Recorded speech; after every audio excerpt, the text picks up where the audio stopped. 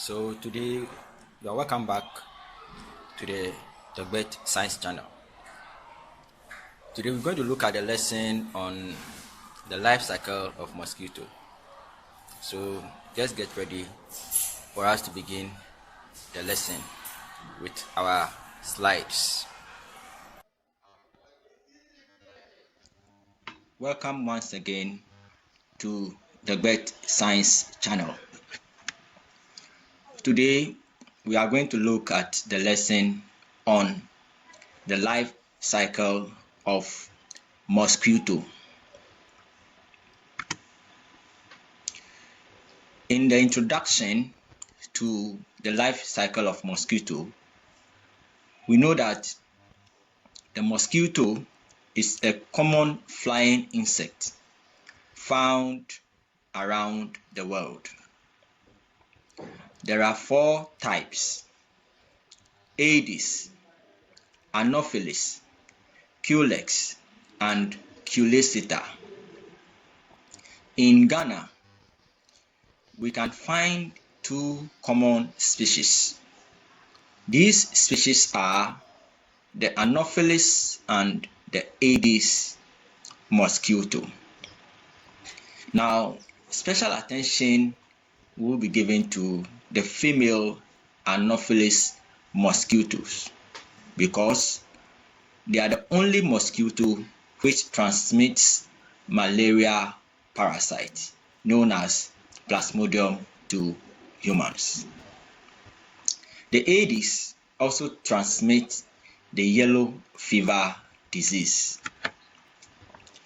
The question we will ask ourselves is, why learn about the mosquito? We are all aware that oftentimes people fall sick and they are diagnosed to have the disease called malaria. Government spends a lot of money in trying to treat people through what is known as subvention. Individually, we want to have good health, and so whatever we can do to have that. And at the end of the day, when we are sick of malaria, it ends up we spending so much money. It can also lead to death. And so it is important we learn about the life cycle so as we can find ways and means of preventing it, because it is through the mosquito that the Plasmodium parasite is transmitted to humans, which eventually leads to the cause of the malaria. And the saying goes, prevention is better than cure. So let's proceed and find out more about the life cycle of the mosquito. So when you look at the life cycle of the mosquito, mosquitoes go through 4 different stages of development of their lifetime before maturing into fully grown adult. The full life cycle takes about a month. The stages identified are the egg stage, the larva stage, the pupa stage, and the adult stage. You can see that in the picture on the right. So we're going to look at the egg stage. The female mosquitoes lay eggs every 3 days during their lifespan. The eggs are stacked together in rafts of 100 or more eggs, floating on the surface of standing water or on the ground in areas that regularly flood. The eggs take 2 to 5 days to hatch into what is known as the larvae. Most eggs hatch into larvae within 48 hours. So you can see the raft made up of more than 100 eggs floating on the surface of the water. So we proceed to look at the next stage of the life cycle. And here we are going to look at the larvae stage or the larvae stage. Now, when the eggs are hatched, the larvae emerge. They are called the wigglers. Most larvae have siphon tubes for breathing, and they live not too far from the surface of the earth. So I have just pointed to these siphons on the larvae stage. Now, Anopheles larvae do not have a siphon, but still they are able to breathe by laying parallel to the surface of the water. Now, these wigglers we called the larvae feed on organic matter in the water. I hope you've been wondering how they survive. So they feed in water using organic matter, and then they also shed their skins about 4 times about a week, where they finally develop into pupae. So we proceed to the next, and so you can see the pictures of the larvae on the right of the slide. The pupa stage. Now, with the pupa stage, it is also called the tumblers. They are shaped like comma, as you can see in the picture, and they are partially encased in cocoons. The pupa do not feed while developing, but breathe through tubes called siphons. This is the time the mosquito turns into an adult. It takes about 2 days before the adult is fully developed. When development is complete, the pupa skin splits and the mosquito emerges as an adult. So we proceed to the last stage of the mosquito, and that is the adult stage. Now, the newly emerged adult climb out of the water to rest and wait for their wings and body parts to dry out before it can fly.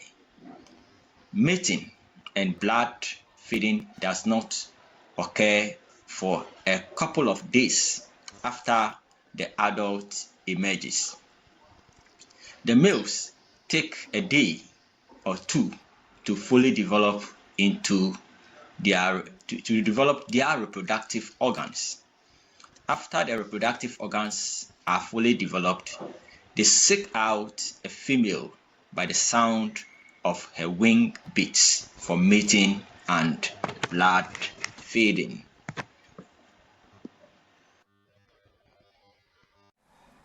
Hello. I guess you are so much into the lesson now. Even as we continue, I can see that your interest is very, very high. I urge you to continue to listen as we move on to the next stage of the topic. So on the screen now is a summary of the stages of the life cycle of the mosquito. So you can see the egg stage, the larva stage, which is the first stage, the second stage of the larva, the third stage, which moves on finally to the pupa, where it now develops into the adult mosquito. Now, the fact which we have to know as we move on is that malaria transmission most often occurs through the bite of an Anopheles mosquito, which is caused by a parasite known as Plasmodium.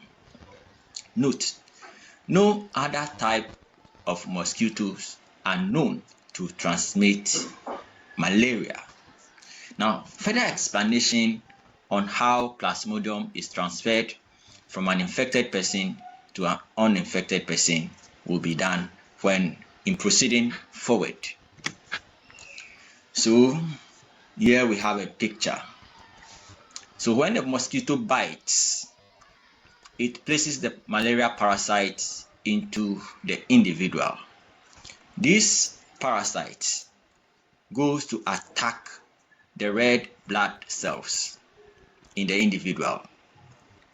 And the red blood cells contain a substance called the hemoglobin.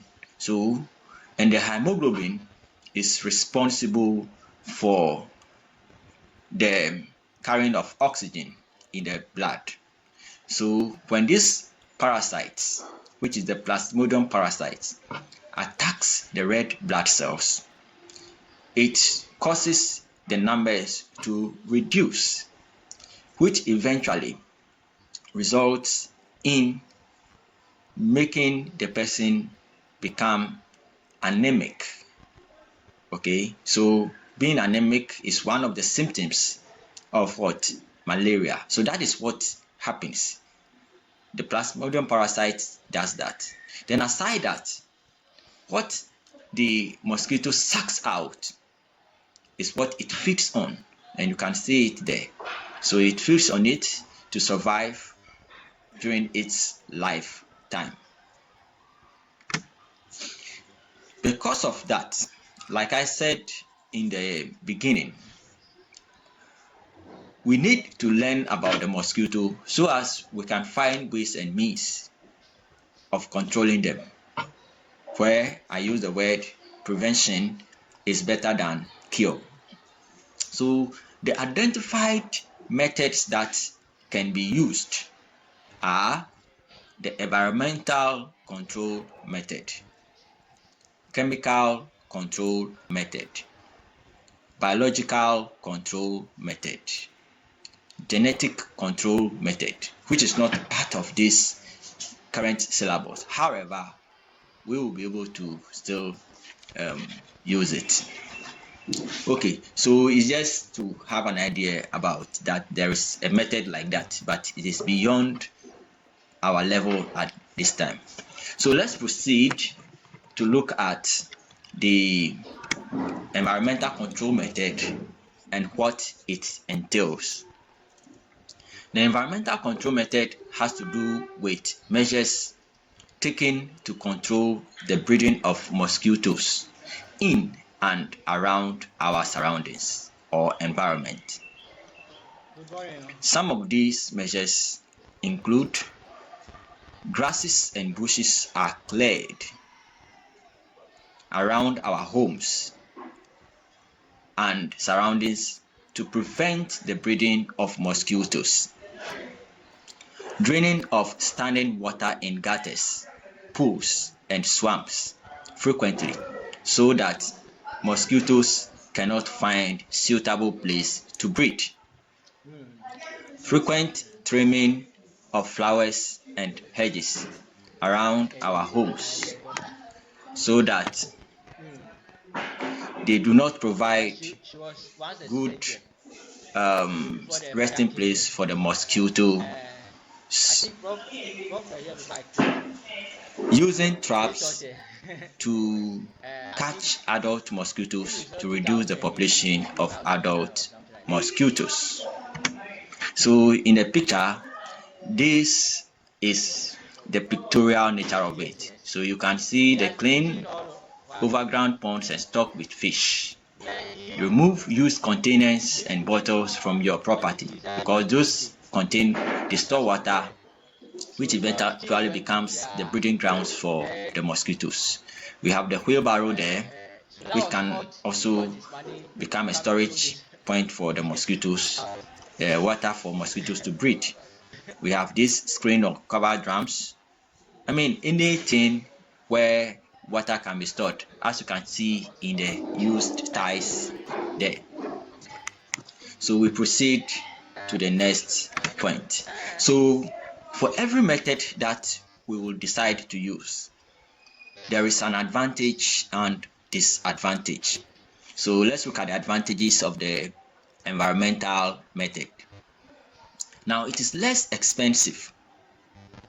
It makes the environment clean. It does not require any special skill to apply. It does not cause harm to other beneficial insects in the environment.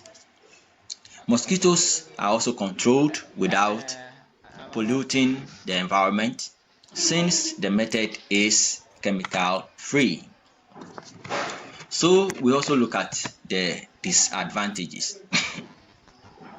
Now, some of the disadvantages are draining of pools, standing waters, and swamps is a difficult task since it requires a lot of physical work.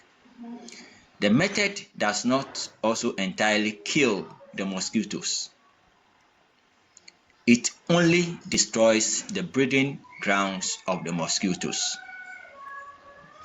It does not prevent or control the adult mosquitoes coming from neighboring communities. So you are in one community. When you decide to clear your bush, they will move to the other one. And when they also decide to clean their hood and you do not do so, they will move to your end too. So you are only driving them away. You have not killed them. Let's come to the chemical control method. Now, it basically deals with the use of chemicals such as insecticides to kill and prevent the breeding of mosquitoes. It involves the following: spraying kerosene or oil on the surface of stagnant water to destroy the breeding ground of mosquitoes. The oil or kerosene reduces the surface tension on the surface of the water, which causes the eggs laid by the mosquitoes to sink. Now, so they will suffocate and die. Sleeping in mosquito-treated net, so that when the mosquitoes come into contact with the net, they are killed. Spraying bushes, vegetation around the homes and surroundings with insecticides to reduce mosquito population. And adding of strong salt solution to stagnant water. The salt solution increases the salinity of the water, thereby destroying the mosquito eggs laid on the surface of the water. So you can see some of the pictures in relation to that. So we have the use of mosquitoes, spraying mosquito coils, spraying of the chemicals, and then the use of the sprays, which is a way of controlling mosquitoes chemically.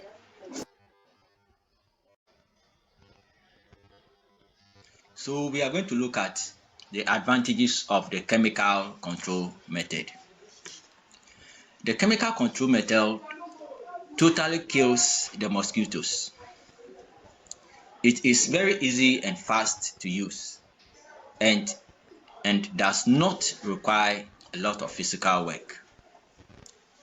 It can also be used to control mosquitoes population on a large scale. Some of the disadvantages of the chemical control method are they pollute the environment. It is very expensive to buy these chemicals, and that means you must have a lot of money. So it is very expensive since a lot of money is spent on buying the chemicals. Now, the chemicals sprayed on the water bodies and the vegetation destroy other organisms that are not harmful to man. And then the continuous use of chemicals on water bodies and vegetation may also slow plant growth, since these chemicals have bad effects on both plants and animals in the water bodies. we come to the biological control. So the biological control involves the use of natural enemies of mosquitoes to control their population. Natural enemies involve the use of predators, parasites, and pathogens that feed on adult mosquitoes, their eggs, larvae, and pupa. The biological control method include the following: the use of fish like top minnow or tilapia, which feed on larvae, is introduced into ponds where mosquitoes breed. The use of birds, bats, etc. to feed adult mosquitoes and therefore controlling their population. So you can see in the pictures some of them. So here we have the bat feeding on the adult mosquito, the bird, some other insects, the spider, the frog. So these are examples of the biological control method where animals that feed on the mosquitoes are introduced to feed on them. Here too is another one. So you see the frog can feed on the larvae and the pupa. The fish can feed on the larvae. And all these other animals should all feed on the larvae. So in so doing, they prevent it from growing into adult, where they will not come sucking our blood and transmitting the parasite into our bodies. Let's quickly look at the advantages of the biological control method. Mosquitoes are controlled without polluting the environment. The method is also less expensive as compared to the chemical method. The method is quite effective. And so we proceed to look at the disadvantages.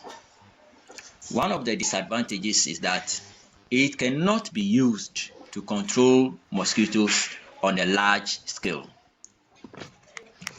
The method is also quite slow because it doesn't move very fast as one would want to. And then finally, it requires a lot of skills. So that brings us to the end of the lesson on the life cycle of mosquito. Do not forget to subscribe to the channel, the Bird Science channel, if you have not yet done so. Have a nice day.